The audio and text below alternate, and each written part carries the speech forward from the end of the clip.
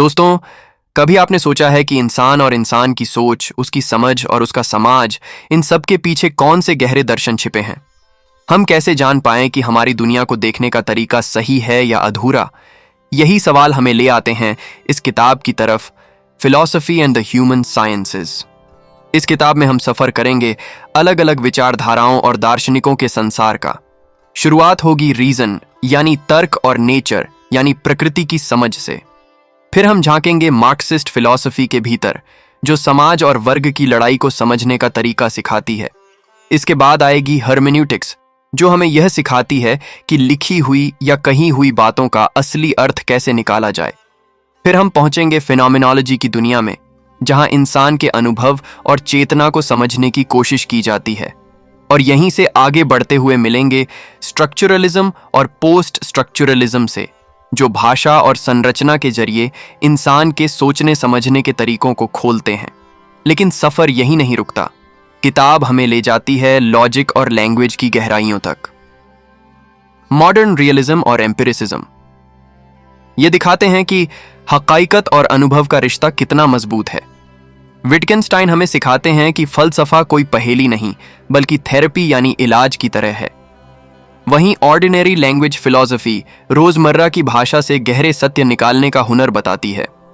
और आखिर में हम पहुंचते हैं फिलॉसफी ऑफ साइंस तक, जहां सवाल उठता है कि विज्ञान की बुनियाद पर कौन सा दर्शन खड़ा है और हम ज्ञान को सच में कैसे पहचान सकते हैं। यह किताब हमें सिर्फ फलसफा नहीं सिखाती, बल्कि इंसान और इंसानियत को देखने का एक नया नजरिया देती है। यह हमें सोचने पर मजबूर करती है कि हमारी जिंदगी, हमारा समाज और हमारी भाषा कितनी गहराई से आपस में जुड़ी हुई है। दोस्तों, आप किस जगह से जुड़े हैं? क्या आप दिल्ली, मुंबई, कोलकाता या चेन्नई जैसे बड़े शहर से हैं? या फिर पंजाब, राजस्थान, बिहार, मध्य प्रदेश, उत्तर प्रदेश के किसी छोटे गांव कस्बे से? हो सकता है आप Nepal, Mauritius, Fiji, Trinidad, Guyana या फिर दुबई, कतर और सऊदी अरब जैसे देशों में रहते हों, जहां हिंदी बोलने और सुनने वाले अपनेपन से भरे लोग बसे हैं। आप चाहे कहीं भी रहते हो, एक चीज हम सबको जोड़ती है, हमारी हिंदी भाषा और किताबों के प्रति हमारा प्रेम। और इसी अपनापन को लेकर हम लेकर आए हैं हिंदी ऑडियो बुक चैनल, जहां आपको दुनिया की बेहतरीन किताबों का सार, कहानियां और जीवन की गहरी सीख मिलती है, वो भी आपकी अपनी भाषा में, आसान शब्दों में और दोस्ती के लहजे में। Chapter 1, introduction, nature and reason. इस चैप्टर में शुरुआत होती है इंसान की सबसे पुरानी जिज्ञासा से, दुनिया को समझने की। जब हम नेचर यानी प्रकृति को देखते हैं तो हमारे मन में कई सवाल उठते हैं। आसमान में तारे क्यों चमकते हैं? ऋतुएं क्यों बदलती हैं? जीवन और मृत्यु का रहस्य क्या है? इंसान ने इन सवालों के जवाब खोजने के लिए केवल इंद्रियों पर भरोसा नहीं किया, बल्कि रीजन यानी तर्क का सहारा लिया। रीजन इंसान के लिए एक ऐसा औजार बना जिससे वह केवल घटनाओं को देखता ही नहीं, बल्कि उन्हें समझने और उनका मीनिंग निकालने की कोशिश करता है। इस चैप्टर में यह बताया गया है कि फलसफा, फिलॉसफी की असली जड़ें यहीं से शुरू होती हैं, प्रकृति को जानने और तर्क के माध्यम से उसका सच समझने की कोशिश में। पश्चिमी दुनिया में ग्रीक विचारकों जैसे प्लेटो और अरस्तु, एरिस्टोटल ने रीजन को ज्ञान का अल्टीमेट सोर्स माना। प्लेटो ने वर्ल्ड ऑफ आइडियाज की थ्योरी दी, जिसमें वास्तविकता को केवल इंद्रियों से नहीं, बल्कि तर्क और चिंतन से समझा जा सकता है। एरिस्टोटल ने अधिक व्यावहारिक रास्ता अपनाया और कहा कि नेचर को ऑब्जर्व करके और रीजन से एनालाइज करके हम नॉलेज तक पहुंच सकते हैं। वहीं भारतीय दर्शन में नेचर और रीजन को स्पिरिचुअलिटी यानी आध्यात्मिक दृष्टिकोण से जोड़कर देखा गया। यहां तर्क केवल बाहरी दुनिया को समझने का माध्यम नहीं था, बल्कि इनर सेल्फ यानी आत्मा और चेतना तक पहुंचने का रास्ता भी था। इस चैप्टर में यह भी चर्चा है कि रीजन ने इंसान को एनिमल इंस्टिंक्ट से ऊपर उठाया और उसे सिविलाइजेशन यानी सभ्यता बनाने की क्षमता दी।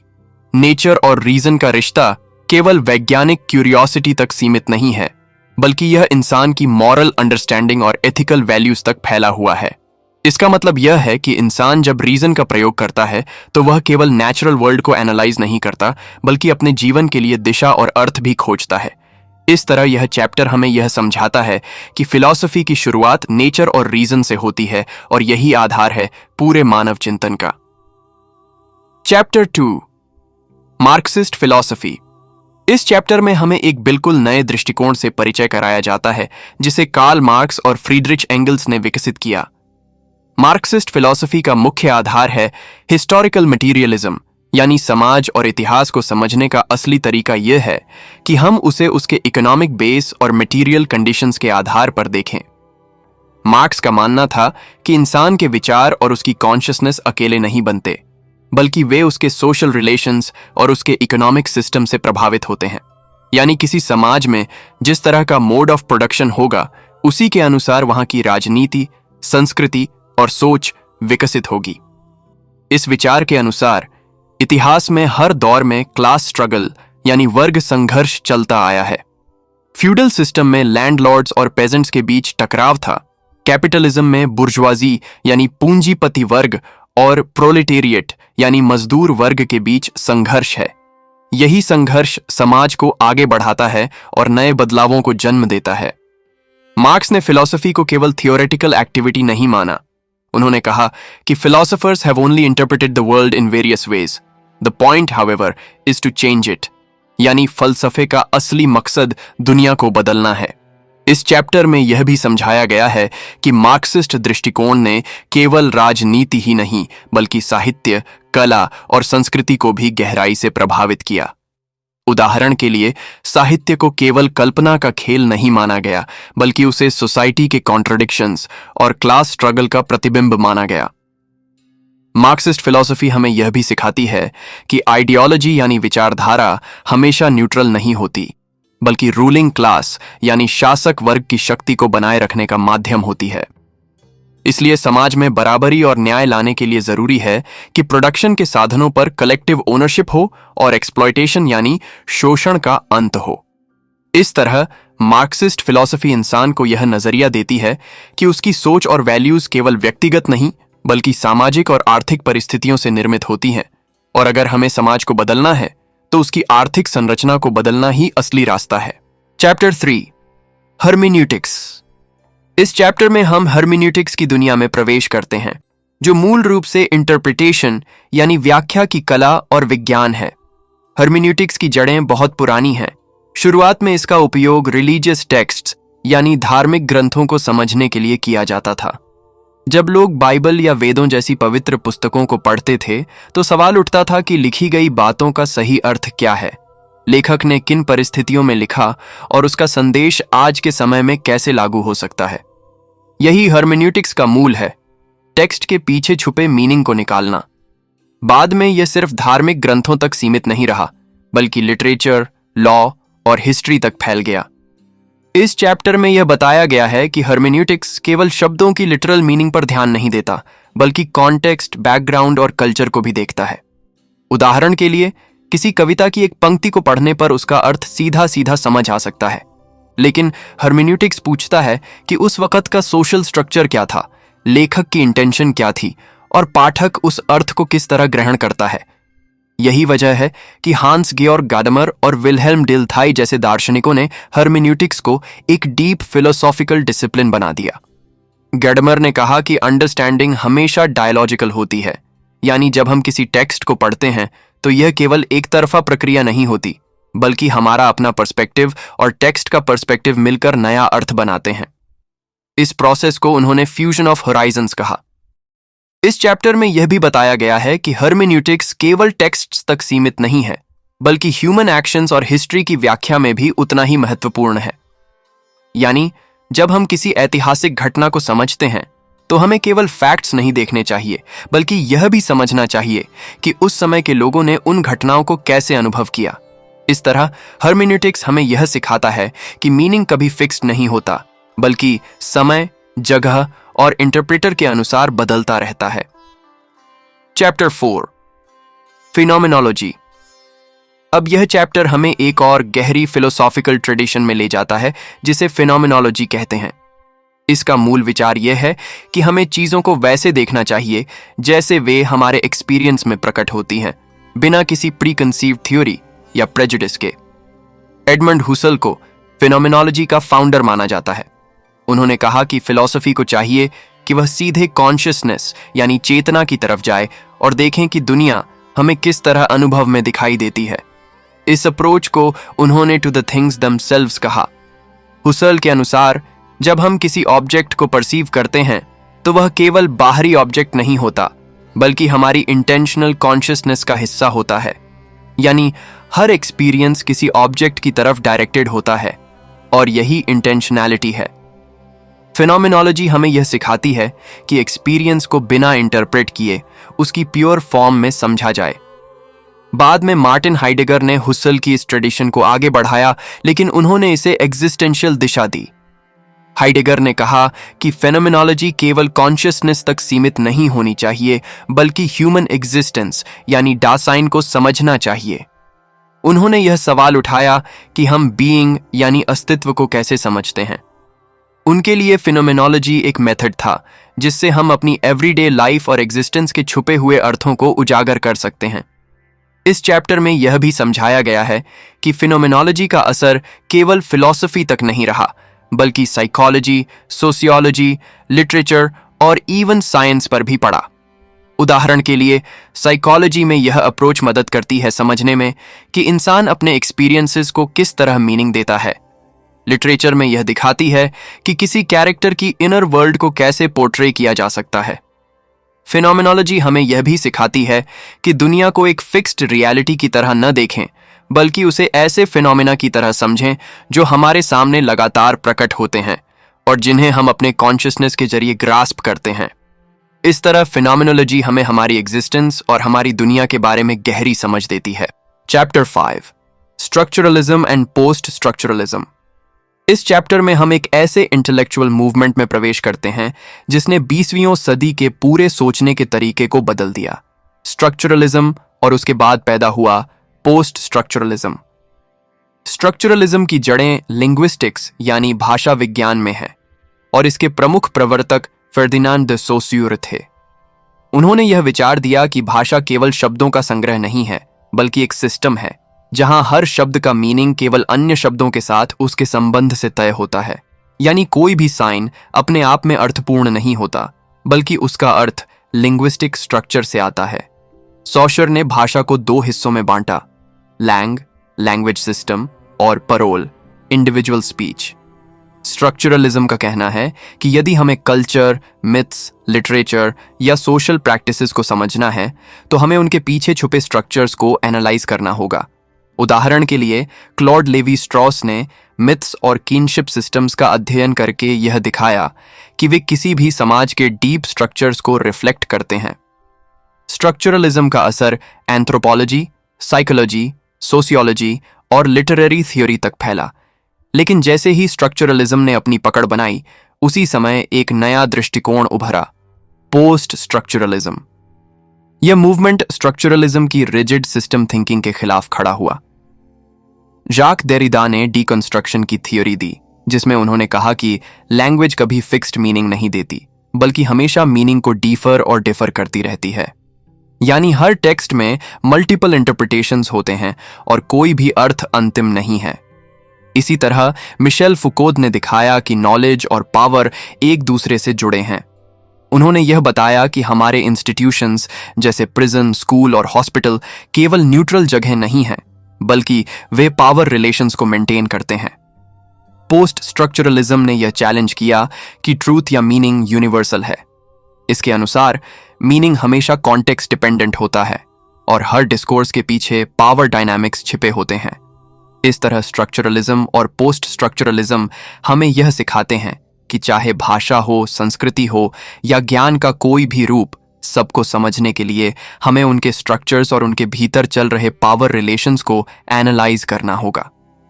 Chapter 6 introduction, logic and language. यह चैप्टर फिलॉसफी और मॉडर्न साइंस के बीच के सबसे महत्वपूर्ण कनेक्शन पर ध्यान देता है, लॉजिक और लैंग्वेज। शुरुआत में फिलॉसफी को हमेशा नॉलेज और ट्रूथ की खोज माना जाता था, लेकिन 20वीं सदी में एक नया मोड़ आया जिसे लिंग्विस्टिक टर्न कहा गया। इसका मतलब यह था कि फिलोसॉफिकल प्रॉब्लम्स को हल करने के लिए हमें सबसे पहले लैंग्वेज की प्रकृति और स्ट्रक्चर को समझना होगा। लॉजिक यहाँ एक टूल बन गया जो लैंग्वेज को एनालाइज करके उसके पीछे छुपे फिलोसॉफिकल क्वेश्चंस को स्पष्ट करता है। गॉटलॉब फ्रेगे और बर्ट्रैंड रसल जैसे थिंकर्स ने मॉडर्न सिंबॉलिक लॉजिक को विकसित किया, जिससे कॉम्प्लेक्स आर्ग्यूमेंट्स और प्रोपोजिशंस को क्लियर और प्रिसाइज तरीके से एनालाइज किया जा सके। उन्होंने यह दिखाया कि लैंग्वेज की एम्बिग्विटी यानी अस्पष्टता ही अक्सर फिलोसॉफिकल कंफ्यूजन की जड़ होती है। इसी से लॉजिकल पॉजिटिविज्म का उदय हुआ, जिसमें वियना सर्कल के थिंकर्स ने कहा कि मीनिंगफुल स्टेटमेंट्स वही हैं जिन्हें एम्पिरिकल वेरिफिकेशन से प्रूव किया जा सके। यानी अगर कोई स्टेटमेंट एम्पिरिकल एविडेंस से वेरीफाई नहीं होता तो वह केवल मेटाफिजिक्स है और उसका कोई साइंटिफिक मीनिंग नहीं है। इस चैप्टर में यह भी समझाया गया है कि लॉजिक और लैंग्वेज केवल फिलॉसफी को साफ करने का काम नहीं करते, बल्कि साइंस की फाउंडेशन को भी मजबूत बनाते हैं। मैथमेटिक्स और फिजिक्स में जो क्लैरिटी और प्रिसिजन है वह सिंबॉलिक लॉजिक से आई। साथ ही लैंग्वेज के एनालिसिस ने यह सवाल भी खड़ा किया कि क्या लैंग्वेज वास्तव में रियलिटी को फेथफुली रिप्रेजेंट करती है, या फिर लैंग्वेज अपनी लिमिटेशंस के कारण हमें रियलिटी का डिस्टॉर्टेड पिक्चर देती है। इस तरह यह चैप्टर हमें यह समझाता है कि फिलॉसफी का एक बड़ा काम लैंग्वेज और लॉजिक का अध्ययन करना है, क्योंकि यही वह माध्यम है जिसके जरिए हम दुनिया के बारे में सोचते और कम्युनिकेट करते हैं। Chapter 7 modern realism and empiricism. इस चैप्टर में हम फिलॉसफी के दो महत्वपूर्ण दृष्टिकोण मॉडर्न रियलिज्म और एम्पिरिसिज्म को समझते हैं, जो यह बताते हैं कि इंसान ज्ञान और वास्तविकता को कैसे परसीव करता है। मॉडर्न रियलिज्म का मानना है कि एक्सटर्नल वर्ल्ड यानी बाहरी दुनिया इंडिपेंडेंट है और उसका अस्तित्व हमारी परसेप्शन से अलग है, यानी चीजें हमारी समझ या अनुभव से प्रभावित नहीं होती, वे वैसे ही हैं जैसी वे हैं। जी.ई. मूर और बर्ट्रैंड रसल जैसे थिंकर्स ने यह सिद्ध किया कि हमारे पास नॉलेज का स्रोत केवल एक्सपीरियंस ही नहीं है, बल्कि हमें रीजन और लॉजिकल एनालिसिस की भी जरूरत होती है। रियलिस्ट्स का कहना है कि परसेप्शन और सेंसेशन के जरिए हम एक्सटर्नल वर्ल्ड के बारे में एक्यूरेट नॉलेज प्राप्त कर सकते हैं, लेकिन इसके लिए हमें क्रिटिकल थिंकिंग और केयरफुल ऑब्जर्वेशन की प्रैक्टिस करनी होती है। एम्पिरिसिज्म दूसरी तरफ यह कहता है कि नॉलेज का मुख्य स्रोत एक्सपीरियंस यानी अनुभव है। जॉन लॉक, जॉर्ज बर्कली और डेविड ह्यूम ने इस अप्रोच को विस्तार से समझाया। लॉक ने कहा कि इंसान जन्म से टैबुला रासा यानी ब्लैंक स्लेट के रूप में आता है और अनुभव ही उसे नॉलेज प्रदान करता है। बर्कली ने सेंसेशन और परसेप्शन के माध्यम से रियलिटी को समझने की कोशिश की और ह्यूम ने कॉजेशन, इंडक्शन और ह्यूमन अंडरस्टैंडिंग पर गहरी डिस्कशन की। एम्पिरिसिज्म का मतलब यह है कि केवल लॉजिकल रीजनिंग पर्याप्त नहीं है, हमें अनुभव, ऑब्जर्वेशन और एक्सपेरिमेंटेशन की भी जरूरत है। इस चैप्टर में यह भी बताया गया है कि मॉडर्न रियलिज्म और एम्पिरिसिज्म के बीच एक बैलेंस होना जरूरी है। रियलिज्म हमें एक्सटर्नल रियलिटी की स्थिरता समझाता है, जबकि एम्पिरिसिज्म हमें यह दिखाता है कि नॉलेज और अंडरस्टैंडिंग कैसे ह्यूमन एक्सपीरियंस से जुड़ी होती है। दोनों अप्रोचेस मिलकर हमें यह सिखाते हैं कि साइंटिफिक नॉलेज और फिलोसॉफिकल अंडरस्टैंडिंग के लिए परसेप्शन, रीजनिंग और ऑब्जर्वेशन तीनों महत्वपूर्ण हैं। Chapter 8 Wittgenstein, philosophy as therapy. अब हम आते हैं लुडविग विटकिंस्टाइन की दुनिया में, जिन्होंने फिलॉसफी का तरीका ही बदल दिया। विटकिंस्टाइन ने कहा कि फिलॉसफी केवल एब्स्ट्रैक्ट थ्योरी बनाने का काम नहीं करती, बल्कि उसका असली मकसद लैंग्वेज और थॉट की कंफ्यूजन को क्लियर करना है। उन्होंने इसे फिलॉसफी एज थेरेपी कहा। विटकिंस्टाइन ने बताया कि जब हम भाषा का सही उपयोग नहीं करते या वर्ड्स को गलत तरीके से इंटरप्रेट करते हैं तो बहुत सारी फिलोसॉफिकल प्रॉब्लम्स जन्म लेती हैं। उनके अनुसार फिलॉसफी की रोल है लिंग्विस्टिक पजल्स को हल करना, ताकि हमारी थिंकिंग और अंडरस्टैंडिंग साफ हो सके। विटगेनस्टाइन की पहली बड़ी किताब ट्रैक्टाटस लॉजिको फिलोसॉफिकस ये बताती है कि लैंग्वेज का स्ट्रक्चर और वर्ल्ड का स्ट्रक्चर क्लोजली कनेक्टेड है। यदि हम लैंग्वेज की लिमिट्स समझ लें तो हम जान पाएंगे कि कौन से प्रोपोजिशंस मीनिंगफुल हैं और कौन से केवल इल्यूजन या नॉनसेंसिकल हैं। उनके बाद की किताब फिलोसॉफिकल इन्वेस्टिगेशंस में उन्होंने ये पॉइंट किया कि मीनिंग केवल वर्ड्स के डिक्शनरी सेंस में नहीं है, बल्कि उनके यूज में छिपा है, यानी मीनिंग इज यूज। यहाँ फिलोसॉफी का काम सिर्फ एनालिसिस नहीं बल्कि लाइफ की प्रैक्टिकल अंडरस्टैंडिंग देना भी है।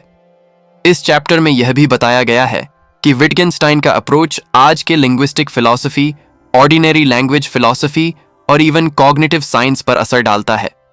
उनका थेरेप्यूटिक मेथड यह सिखाता है कि कई बार कंफ्यूजन केवल लैंग्वेज के मिसयूज की वजह से होती है, और जब हम उसे सही तरह से एनालाइज करते हैं तो फिलोसॉफिकल प्रॉब्लम्स अपने आप डिसॉल्व हो जाती हैं। इस तरह विटगेनस्टाइन फिलॉसफी को एक एब्स्ट्रैक्ट गेम से बदलकर एक प्रैक्टिकल, क्लियरिंग और अंडरस्टैंडिंग देने वाला टूल बनाते हैं, जो इंसान को अपने थॉट्स, वर्ड्स और रियलिटी के बीच कोहेरेंस खोजने में मदद करता है। Chapter 9, ordinary language philosophy. इस चैप्टर में हम ऑर्डिनरी लैंग्वेज फिलॉसफी की दुनिया में प्रवेश करते हैं, जो फिलॉसफी को एब्स्ट्रैक्ट स्पेक्यूलेशन से निकालकर रोजमर्रा की भाषा और अनुभव के साथ जोड़ती है। यह मूवमेंट मुख्य रूप से 20वीं सदी के ऑक्सफोर्ड और कैम्ब्रिज स्कूल में विकसित हुई और इसके प्रमुख थिंकर्स थे J.L. ऑस्टिन और गिलबर्ट राइल। इस दृष्टिकोण के अनुसार बहुत सी फिलोसॉफिकल प्रॉब्लम्स लैंग्वेज के मिसयूज या मिसअंडरस्टैंडिंग से पैदा होती हैं। यानी हम जब ऑर्डिनरी वर्ड्स या एक्सप्रेशंस का गलत तरीके से एनालिसिस करते हैं तो फिलोसॉफिकल पजल्स बन जाते हैं। J.L. ऑस्टिन ने स्पीच एक्ट थ्योरी दी, जिसमें यह समझाया गया कि लैंग्वेज केवल मीनिंग को कन्वे नहीं करता बल्कि एक्शन भी करता है। उदाहरण के लिए, जब कोई कहता है आई प्रॉमिस, तो यह सिर्फ शब्द नहीं है बल्कि एक एक्शन परफॉर्म हो रहा है। इसी तरह गिलबर्ट राइल ने माइंड बॉडी प्रॉब्लम को समझाने के लिए कहा कि मेंटल टर्म्स को गलत तरीके से इंटरप्रेट करने से डुअलिज्म जैसी प्रॉब्लम्स जन्म लेती हैं। ऑर्डिनरी लैंग्वेज फिलॉसफी हमें सिखाती है कि अगर हम लैंग्वेज को उसके नॉर्मल एवरीडे कॉन्टेक्स्ट में एनालाइज करें तो बहुत सारे फिलोसॉफिकल कंफ्यूजन्स अपने आप डिसअपीयर हो जाते हैं। इस चैप्टर में यह भी बताया गया है कि यह अप्रोच फिलॉसफी को प्रैक्टिकल बनाती है। यह सिर्फ एब्स्ट्रैक्ट आर्ग्यूमेंट्स नहीं बल्कि रियल लाइफ कम्युनिकेशन, रीजनिंग और अंडरस्टैंडिंग के लिए टूल्स प्रोवाइड करती है। फिलॉसफी अब एब्स्ट्रैक्ट पजल सुलझाने का काम नहीं रही बल्कि एक ऐसा मेथड बन गई जो ह्यूमन थिंकिंग और लैंग्वेज की क्लैरिटी देती है। Chapter 10, the philosophy of science. इस चैप्टर में हम साइंस और फिलॉसफी के बीच गहरे कनेक्शन को समझते हैं। फिलॉसफी ऑफ साइंस का मुख्य उद्देश्य यह है कि हम यह समझें कि साइंस का नॉलेज कैसे जनरेट होता है, उसका आधार क्या है और साइंटिफिक थ्योरीज का स्ट्रक्चर किस प्रकार होता है। इस क्षेत्र में कार्ल पॉपर, थॉमस कून और इम्रे लाकाटोस जैसे थिंकर्स ने बड़ा योगदान दिया। पॉपर ने फॉल्सिफाइबिलिटी का प्रिंसिपल दिया।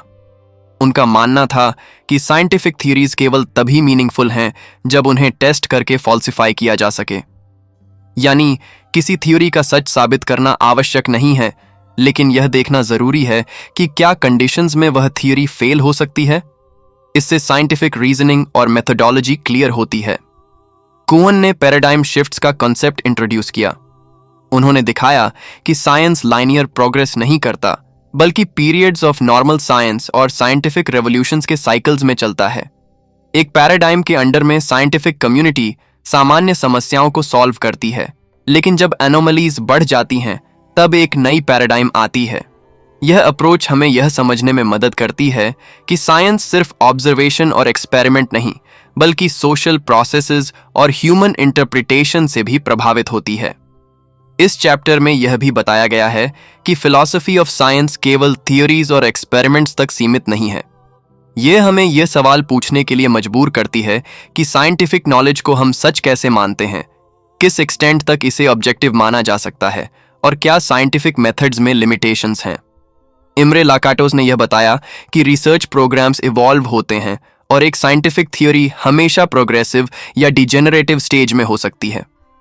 इस तरह यह चैप्टर हमें यह समझाता है कि साइंस केवल एम्पिरिकल फैक्ट्स का संग्रह नहीं बल्कि एक स्ट्रक्चर्ड, क्रिटिकल और कंटिन्यूअसली इवॉल्विंग प्रोसेस है। फिलॉसफी ऑफ साइंस हमें साइंटिफिक नॉलेज के असम्पशंस, मेथड्स और लिमिट्स के बारे में गहरी समझ देती है और यह दिखाती है कि साइंस और ह्यूमन रीजनिंग हमेशा आपस में जुड़ी हुई हैं। Chapter 11, dead worlds and living. इस चैप्टर में लेखक हमें फिलॉसफी और ह्यूमन साइंसेस के एक गहरे एग्जिस्टेंशियल और रिफ्लेक्टिव क्षेत्र में ले जाते हैं।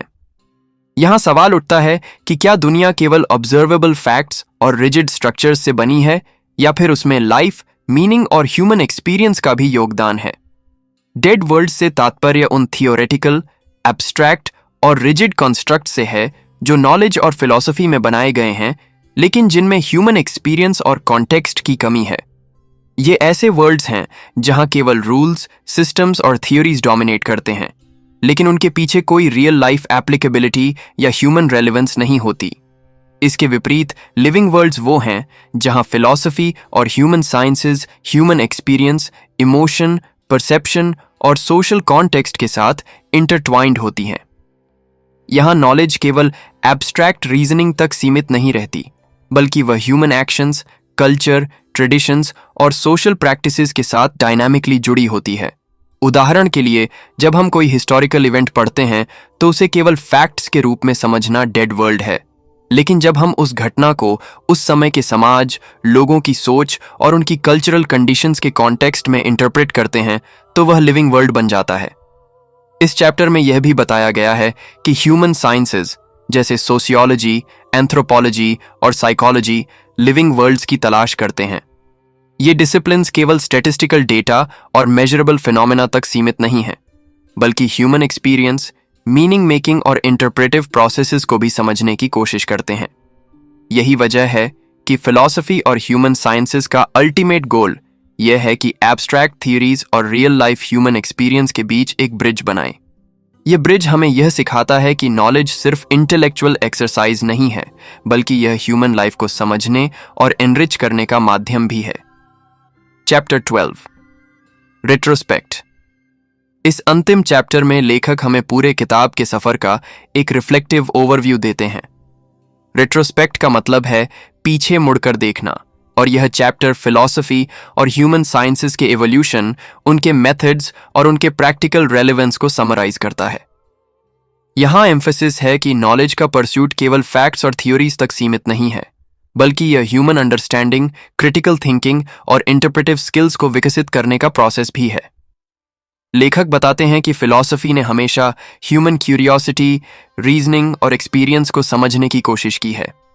मार्क्सिस्ट, हर्मेन्यूटिक, फिनोमेनोलॉजिकल, स्ट्रक्चरलिस्ट और post structuralist approaches, logic, ordinary language philosophy, philosophy of science, ये सब पर्सपेक्टिव्स हमें अलग अलग लेंस देते हैं ताकि हम ह्यूमन वर्ल्ड को अलग अलग एंगल्स से देख सकें। रेट्रोस्पेक्ट में यह भी बताया गया है कि फिलॉसफी और ह्यूमन साइंसेस का अल्टीमेट गोल केवल एब्स्ट्रैक्ट नॉलेज देना नहीं है, बल्कि ह्यूमन लाइफ, कल्चर और सोसाइटी को कॉम्प्रिहेंड करने और उसमें मीनिंग और कोहेरेंस खोजने में मदद करना है। इस चैप्टर में एम्फेसिस है कि इंसान का ज्ञान कभी स्टैटिक नहीं होता। यह हमेशा इवॉल्विंग होता है, इंटरप्रेटिव होता है और कॉन्टेक्स्ट डिपेंडेंट होता है। यही कारण है कि ह्यूमन साइंसेज और फिलॉसफी हमें यह सिखाते हैं कि किसी भी नॉलेज को समझने के लिए केवल थियोरेटिकल एनालिसिस नहीं, बल्कि प्रैक्टिकल, सोशल और हिस्टोरिकल पर्सपेक्टिव भी आवश्यक है। इस फाइनल चैप्टर में रिफ्लेक्शन के माध्यम से यह स्पष्ट किया गया है कि फिलॉसफी हमें गाइड करती है कि हम अपने सोचने के तरीके, अपने परसेप्शंस और अपनी अंडरस्टैंडिंग को कॉन्स्टेंटली रीइवैल्यूएट करें और यह समझें कि ह्यूमन एक्सपीरियंस, लैंग्वेज और सोसाइटी हमेशा डायनामिक और इंटररिलेटेड है। इस तरह यह अंतिम चैप्टर पूरे किताब के कॉन्सेप्ट्स को जोड़ता है और यह दिखाता है कि फिलॉसफी और ह्यूमन साइंसेज केवल इंटेलेक्चुअल परस्यूट नहीं, बल्कि एक लिविंग, डायनामिक और मीनिंगफुल प्रोसेस है जो हमें ह्यूमन वर्ल्ड की गहरी समझ प्रदान करती है। दोस्तों, हमारी इस किताब की यात्रा यहीं समाप्त होती है। हमने शुरू में नेचर और रीजन से शुरुआत की, मार्क्सिस्ट फिलॉसफी, हर्मेन्यूटिक्स, फिनोमेनोलॉजी और स्ट्रक्चरलिज्म से होते हुए लॉजिक, लैंग्वेज और फिलॉसफी ऑफ साइंस तक का सफर तय किया। यह सफर केवल शब्दों या थ्योरीज तक सीमित नहीं था, बल्कि हमें यह समझने का अवसर मिला कि इंसान अपने अनुभव, सोच और समाज के माध्यम से दुनिया को किस तरह देखता और समझता है। जैसे शहर की गलियां, गांव की मिट्टी, बाजार की हलचल और खेतों की शांति हमें अपने जीवन के अलग अलग पहलू दिखाते हैं, वैसे ही फिलॉसफी और ह्यूमन साइंसेज हमें ह्यूमन एक्सपीरियंस के अलग अलग पहलुओं से रूबरू कराती हैं। हर विचार, हर सिद्धांत, हर इंटरप्रिटेशन हमें यह सिखाता है कि ज्ञान केवल किताबों तक सीमित नहीं होता, बल्कि यह हमारे रोजमर्रा के जीवन, हमारी कल्चर, हमारी भाषा और हमारी सोच के साथ जुड़ा हुआ है। हमारे चैनल हिंदी ऑडियो बुक का मकसद यही है, आपके शहर और गांव, आपके घर और जीवन के हर कोने में यह अनुभव पहुंचाना कि किताबें केवल पढ़ने के लिए नहीं, बल्कि जीने और समझने के लिए भी होती हैं। चाहे आप मुंबई की व्यस्त सड़क पर हों, दिल्ली के बाजार में घूम रहे हों या गांव के खेतों में बैठकर सोच रहे हों, यह किताब और यह चैनल आपको यह महसूस कराते हैं कि ज्ञान हर जगह हमारे साथ है। हम चाहते हैं कि आप सिर्फ किताब के वर्ड्स नहीं सुनें, बल्कि उसके साथ जुड़ें, उसके विचारों पर सोचें और उसे अपने जीवन में अनुभव करें। फिलॉसफी और ह्यूमन साइंसेज हमें दिखाती हैं कि हर इंसान, हर समाज और हर कल्चर में लर्निंग, अंडरस्टैंडिंग और ग्रोथ के अनगिनत अवसर हैं। और हमारा यही प्रयास है कि हिंदी ऑडियो बुक के माध्यम से हम यह अपनापन और यह जुड़ाव आपके शहर, गांव और जीवन तक पहुंचाएं। याद रखिए, ज्ञान केवल किताबों में नहीं, हमारे आसपास, हमारे समाज में और हमारी सोच में भी होता है। हमारी यात्रा यही खत्म नहीं होती। हर किताब, हर विचार और हर चैप्टर हमें नए सवाल पूछने, नए अनुभव करने और अपने जीवन को और गहरा समझने की प्रेरणा देता है। आपके साथ इस सफर में जुड़कर हमें बहुत खुशी हुई। हम उम्मीद करते हैं कि आप इस किताब से मिले इंसाइट्स को अपने जीवन में महसूस करेंगे और हिंदी ऑडियो बुक चैनल के साथ इस लर्निंग जर्नी को आगे बढ़ाएंगे।